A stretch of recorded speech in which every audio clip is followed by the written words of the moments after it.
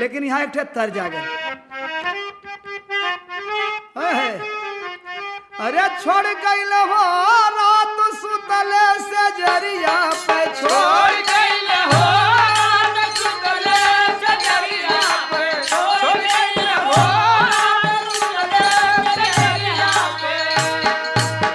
यह तर्ज है भैया। गुहार करहो राम अपने भगत के गुहार करहो राम अपने भगत के गुहार करहो राम अपने भगत के। खंभा को तोड़ी प्रहलाद बचाया, ग्रह को मार गजराज छुड़ा